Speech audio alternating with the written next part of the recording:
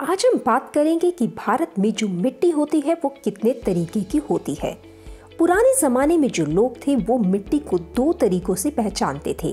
एक जो फर्टाइल होती है, जो उपजाऊ ज़मीन होती है, और दूसरा वह जो ज़्यादा उपजाऊ नहीं होती, जहाँ पर कुछ भी उगता नहीं है।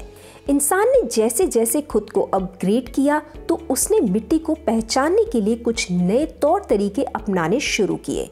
1956 में सॉइल सर्वे ऑफ इंडिया नाम की एक ऑर्गेनाइजेशन का गठन किया गया, जिससे कि इंसान ने मिट्टी को उसके टेक्सचर से, उसके टेम्परेचर से, उसके मॉइस्चर से और ऐसे ही कई और तरीकों से भी पहचानना शुरू किया।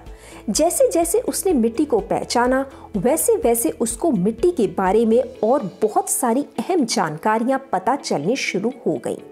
हमारे देश में बहुत तरीके की मिट्टी पाई जाती हैं, जैसे कि alluvial soil, black soil, red soil, forest soil, mountain soil, alkaline या सैलाइन सॉइल। तो ये कुछ तरीके की जो मिट्टी है वो हमारे भारत देश में पाई जाती हैं। अब थोड़ा सा डीपली जानते हैं मिट्टी के बारे में। 2-3 मिट्टी के बारे में डीपली जानेंगे ताकि आपको फर्क पता चल सके। अब अगर बात करें एलुवियल सॉइल की, तो हमारे देश में सबसे ज़्यादा मात्रा में एलुवियल सॉइल के ऊपर खेती की जाती है। सबसे ज़्यादा मात्रा में ये सॉइल पाई जाती है। भारत में लगभग 43% एरिया में एलुवियल सॉइल है। एलुवियल सॉइल की खास बात यह है कि इसका जो कलर होता है वो लाइट ग्रे से लेके ऐश ग्रे तक होता है। सबसे ज़्यादा मात्रा में इसमें पोटाश पाया जाता है और सबसे कम मात्रा में इसमें फास्फोरस पाया जाता है। इस मिट्टी में सबसे ज़्यादा जो खेती होती है वह गेहूं की, चावल की, मक्की की, गन्ने की और ऑयल सीड्स की खेती होती है। तो ये था एलुवियल सॉइल के बारे में। दूसरे पे आती है रेड सॉइल। अब रेड सॉइल में बेसिकली क्या होता है, लाल मिट्टी जो ज़्यादातर लो रेनफॉल एरिया में होती है, जहाँ पर बारिश बहुत कम होती है। इस मिट्टी में सबसे ज़्यादा जो कमी होती है वो होती है लाइम की, फॉस्फेट की, मैग्नीज की, पोटाश की, ह्यूमस की। ये सब इसमें बहुत कम मात्रा में पाए जाते हैं। ये मिट्टी गेहूं के लिए, चावल के लिए, ऑयल सीड्स के लिए सबसे ज़्यादा उपयोगी मानी जाती है। और इस मिट्टी का जो लाल रंग होता है उसकी वजह होती है फेरिक ऑक्साइड। अब बात करेंगे हम ब्लैक सॉइल के बारे में या रेगर सॉइल के बारे में। ब्लैक सॉइल जो होती है ये बेसिकली पानी की रिटेंशन बहुत ज़्यादा करती है। दूसरी चीज़, इसमें सबसे ज़्यादा मात्रा में पाया जाता है iron, lime, potassium and calcium, और सबसे कम मात्रा में इसमें नाइट्रोजन, फास्फोरस और ऑर्गेनिक मैटर होते हैं।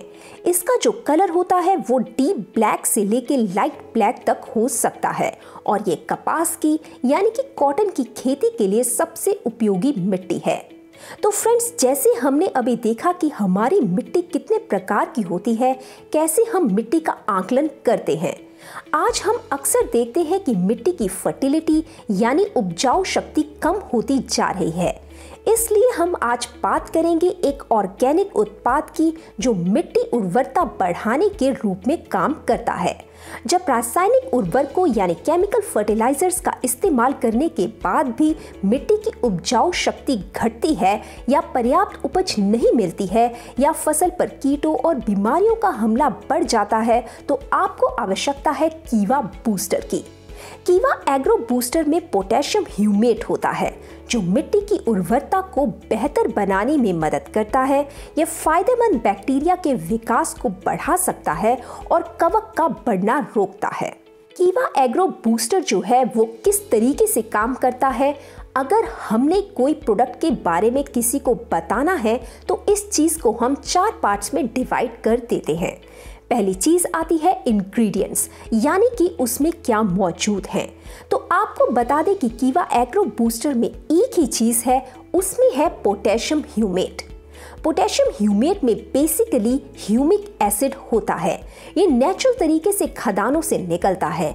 आप देखेंगे कि जिस फसल पर जिस जमीन पर केमिकल्स का इस्तेमाल ज़्यादा किया जा रहा है वहाँ पर सोडियम, पोटेशियम, मैग्नीज, बोरॉन ये ऐसे जो तत्व होते हैं इनकी मात्रा बढ़ जाती है।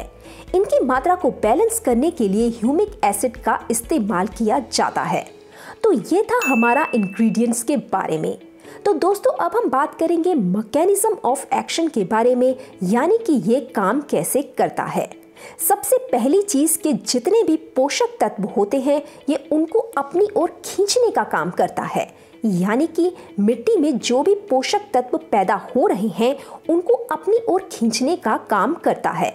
दूसरा, जितने भी माइक्रोब्स होते हैं यानी कि वो बैक्टीरिया जो हमारे मिट्टी के लिए लाभदायक होते हैं ये उनको एक्टिवेट करने का काम करता है। जितना अच्छा वे एक्टिवेट होंगे उतनी जल्दी ही हमें रिजल्ट मिलना शुरू हो जाएगा। अब तीसरा कि ये फसल के जड़ों के ऊपर यानी कि उसकी रूट्स के ऊपर काम करता है।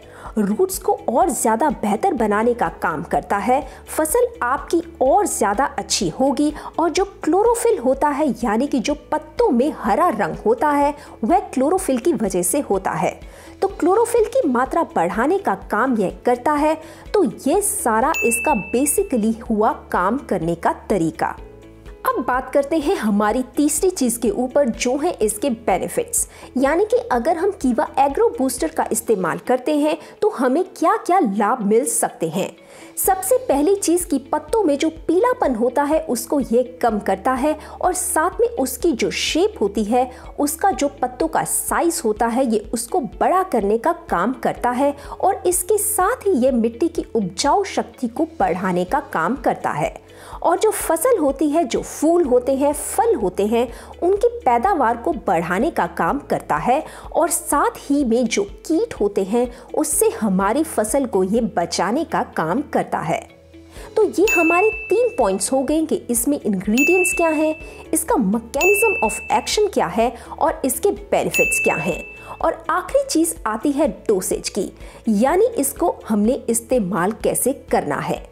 सिंपल सी चीज है, अगर आपने मिट्टी में या काउ टंग में यानी कि जो गाय का गोबर होता है अगर आप उसमें मिलाकर इस्तेमाल करना चाहते हैं तो आपको ये 500 ग्राम कीवा एग्रो बूस्टर इस्तेमाल करना है 1 एकड़ में। और अगर आप इसको केमिकल फर्टिलाइजर के साथ इस्तेमाल कर रहे हैं तो 1 एकड़ में आप इसको 1 किलो तक इस्तेमाल कर सकते हैं। हम उम्मीद करते हैं कि इस वीडियो से आपको क्लियर हो गया होगा कि कीवा एग्रो बूस्टर कैसे काम करता है, क्या काम करता है और इसे सही तरीके से कैसे इस्तेमाल करना है। तो यह था कीवा एग्रो बूस्टर। हम आशा करते हैं कि आपको आज का वीडियो हेल्पफुल लगा होगा। इस वीडियो को लाइक कीजिए, शेयर कीजिए और हमारे चैनल को सब्सक्राइब करना मत भूलिए। ऐसे ही और वीडियोस लेकर हम आते रहेंगे। तब तक के लिए धन्यवाद।